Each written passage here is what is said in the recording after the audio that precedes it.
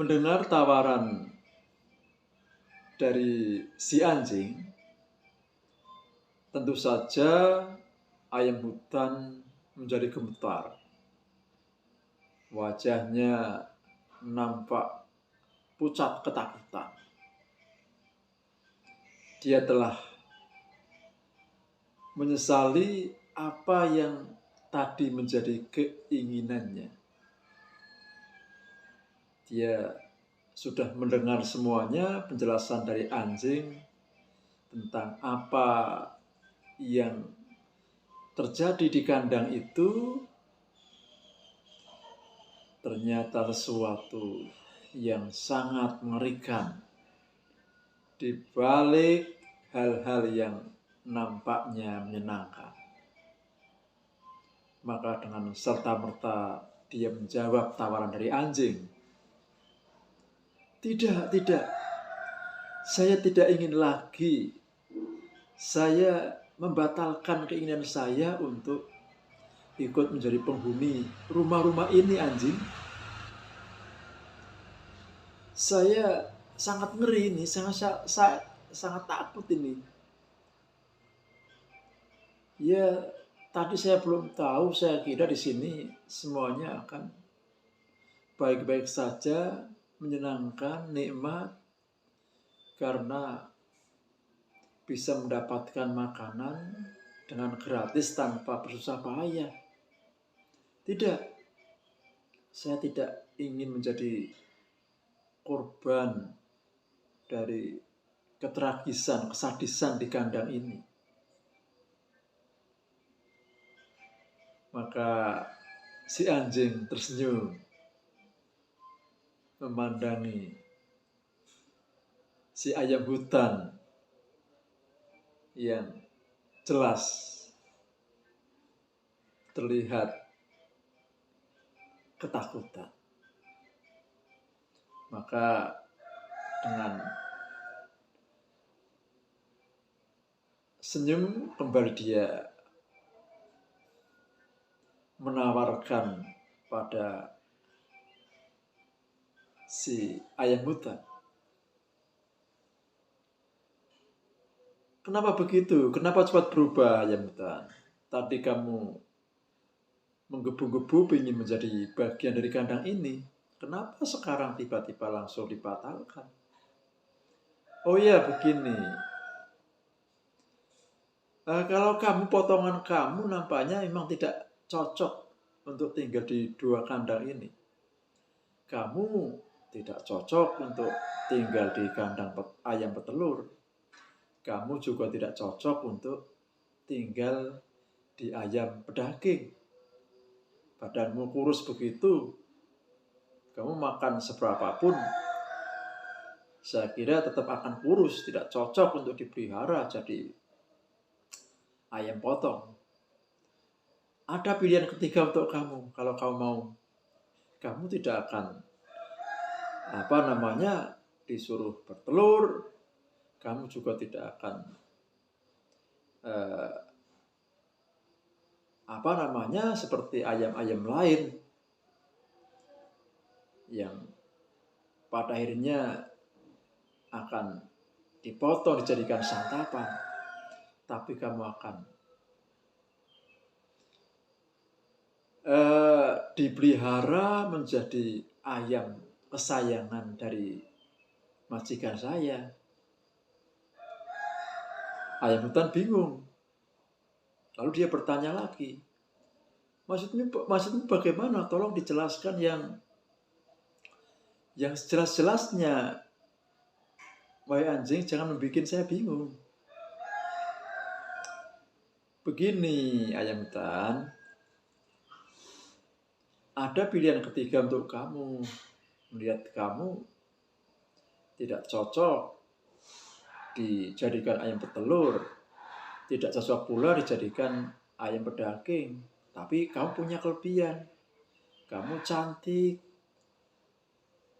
badanmu, tubuhmu menarik, bulu-bulumu sangat indah, mahkota kepalamu sangat menarik, dan kokokmu suaramu setiap pagi itu menjadi sesuatu yang sangat menarik bagi manusia. Singkatnya, kamu kalau mau akan saya usulkan untuk menjadi ayam hias, ayam yang dipelihara hanya untuk menyenangkan hati manusia. Mau enggak? Dan pasti kalau kamu dipelihara sebagai ayam kesayangan, kamu tidak akan dipelihara di kandang yang ramai itu, yang digunakan untuk beribu-ribu ayam secara bersamaan. Itu tidak. Kamu akan diberi sebuah rumah yang khusus, rumah yang indah, rumah yang mewah. Kamu sendiri di sana nanti dengan pemberian yang pasti istimewa. Makanan kamu akan lebih baik. Kamu juga pokoknya akan serba lebih dimanjakan, disenang-senangkan. Gimana? Kamu mau enggak? Kamu juga saya jamin tidak akan dijadikan sebagai ayam potong. Kamu tidak akan dijadikan santapan manusia. Karena manusia akan sangat sayang pada kamu, akan sangat suka kepada kamu. Karena keindahan dari fisik kamu dan suara kamu. Ayam hutan melungu. Ya. Seperti timbul keinginan lagi di hatinya, ya, yang tadi sudah sempat runtuh keinginannya untuk menjadi ayam yang dipelihara manusia. Kini tiba-tiba ada keinginan lagi setelah mendengar tawaran dari anjing, ya, pilihan yang ketiga ini, ya. Pilihan ketiga dari hewan yang dipelihara oleh manusia, ya. Dia ditawari untuk menjadi ayam hias.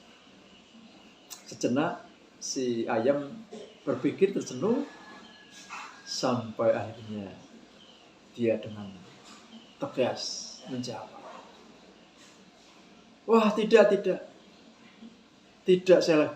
saya tidak ingin menjadi ayam yang dipelihara oleh manusia dalam bentuk apapun. Saya tidak ingin menjadi ayam petelur, saya tidak ingin menjadi ayam berdaging, saya juga tidak ingin menjadi ayam hias.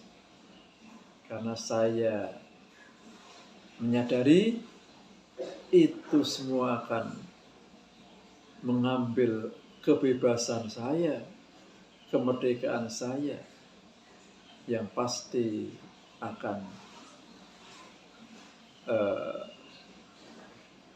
membuat saya menderita. Saya akan kehilangan kebahagiaan dalam hidup saya. Mungkin memang menyenangkan menjadi ayam hias. Hidupnya serba dimanja-manja, dibuatkan sangkar bahkan mungkin dari emas. Tapi apakah arti semua itu kalau setiap hari saya hanya sendirian di sana, tidak bisa menikmati kebebasan, tidak bisa bertemu dengan teman-teman, tidak bisa menikmati indahnya alam lepas? Tidak. Wahai anjing, saya lagi tidak ingin menjadi bagian dari peliharaan manusia. Singkat cerita, sambil menegaskan pembatalan untuk menjadi ayam peliharaan manusia, si ayam hutan pun terbang kembali ke tengah hutan dengan disaksikan oleh si anjing yang tersenyum bahkan tertawa-tawa. Begitulah ceritanya, pemirsa semuanya, khususnya anak-anakku semuanya. Jadi cerita ini mempunyai beberapa pelajaran. Yang pertama adalah bahwa seseorang ya, ini ketika sedang dirundung sesuatu yang tidak menyenangkan, ini biasanya suka membanding-bandingkan dengan orang lain. Merasa dirinya adalah orang yang paling sial dan tidak seberuntung orang-orang yang lain. Sehingga dia membayangkan bagaimana kalau posisinya menjadi seorang orang lain itu yang dianggapnya, dipandangnya lebih beruntung itu. Ya saya lagi, karena merasa sial, merasa tidak beruntung, kemudian melihat orang-orang lain seolah-olah semuanya lebih beruntung, maka dia ingin seperti orang lain yang lebih beruntung itu. Ya sekali lagi, kadang seperti itu, bahwa seseorang merasa sial, merasa tidak beruntung, dan ingin menjadi seperti orang-orang lain yang dianggap lebih beruntung. Padahal kadang apa yang sedang menimpanya itu bagian dari ujian dari Allah, bagian dari dinamika kehidupan yang berputar, kadang di bawah, kadang di atas, kadang semuanya mudah, kadang juga sulit. Dan yang pasti bagian dari kehidupan yang harus mempunyai dua sisi. Ya, seperti yang terjadi pada si ayam hutan tadi, yang ketika merasa sulit untuk mendapatkan makanan, kemudian melihat ayam-ayam lain yang mendapatkan makanan dengan mudah, dia menyimpulkan dirinya sial, sedang ayam yang mendapatkan makanan dari pemberian manusia itu beruntung. Nah, dia saya lagi merasa dirinya sial dan ingin menjadi ayam-ayam peliharaan manusia yang dianggap lebih beruntung itu. Nah, untungnya dia menyadari bahwa di balik apa yang menjadi keberuntungan dari ayam-ayam peliharaan itu, ternyata di sana ada sesuatu yang tidak menguntungkan, bahkan mencelakakan dari ayam-ayam itu. Sehingga sadar bahwa sebenarnya keadaan dirinya lah yang lebih baik. Di balik apa yang membuat dirinya capek, dirinya lelah, karena harus mencari makanan sendiri setiap hari, tidak dijatah, tidak gratisan. Tapi di balik itu semuanya, dia mempunyai keadaan hidup yang lebih bebas,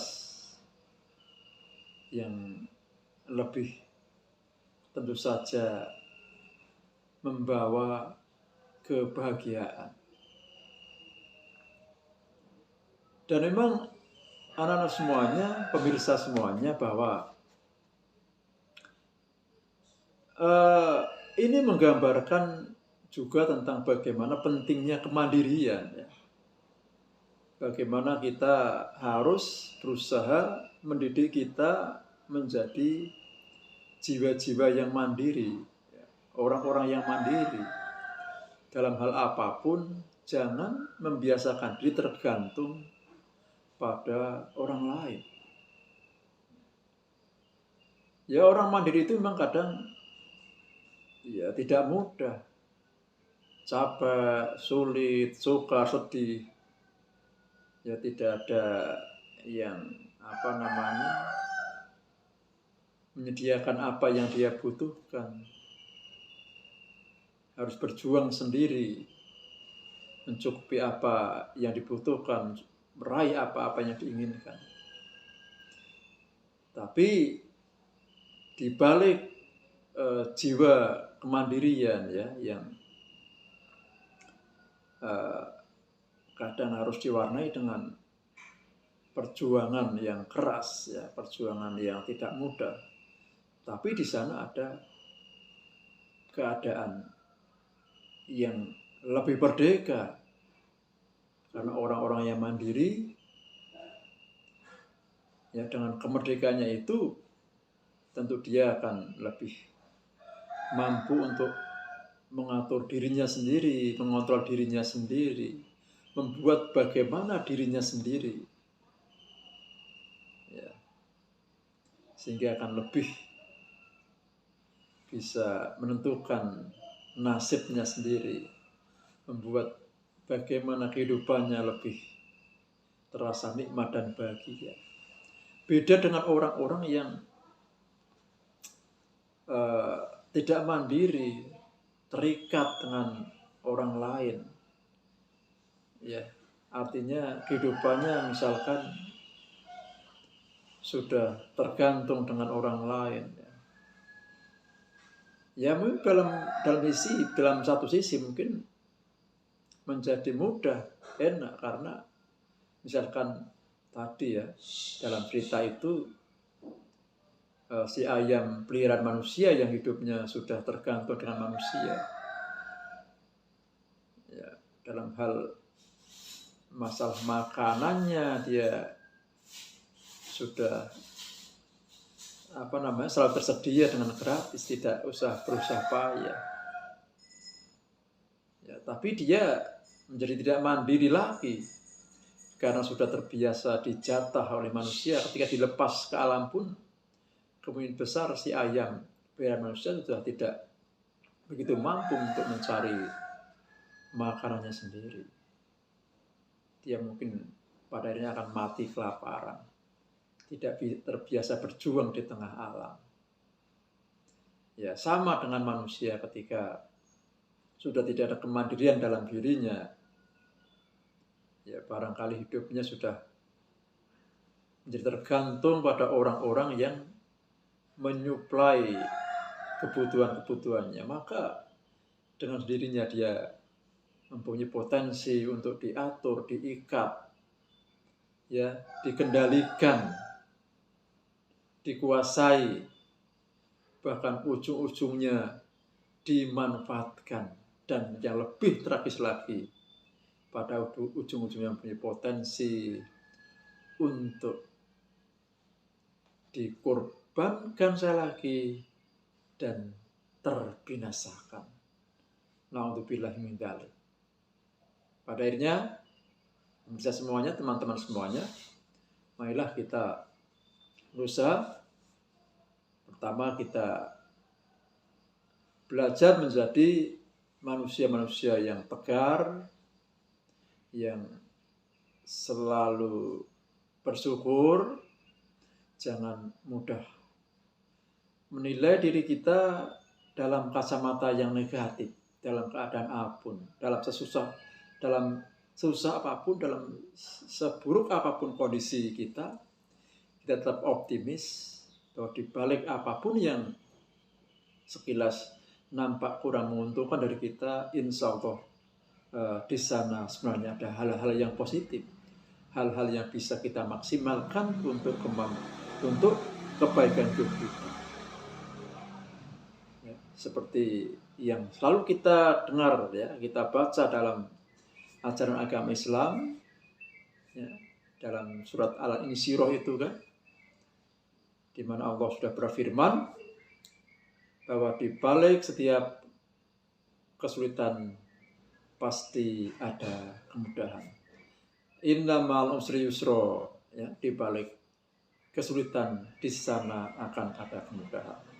Kemudian marilah kita juga terbiasakan menjadi berusaha menjadi pribadi-pribadi yang merdeka, yang bebas, yang tidak terkendalikan, dikuasai oleh orang-orang lain, ya. Tidak terkontrol ya oleh orang-orang lain. Kita mempunyai jiwa yang bebas, yang merdeka, walaupun kita harus mungkin berjuang, bekerja keras, mencukupi apa-apa yang kita butuhkan, apa-apa yang kita inginkan. Ya, tapi insya Allah dengan mempunyai jiwa yang bebas, jiwa-jiwa yang merdeka, kita akan bisa hidup dengan lebih bahagia. Demikianlah keseluruhan dari cerita tentang ayam hutan ini. Semoga bermanfaat, dan bila ada hal yang salah, saya ucapkan permohonan maaf. Terima kasih, dan jangan lupa untuk memberikan masukan-masukan untuk koreksi dan perbaikan-perbaikan dari video-video saya. Assalamualaikum warahmatullahi wabarakatuh.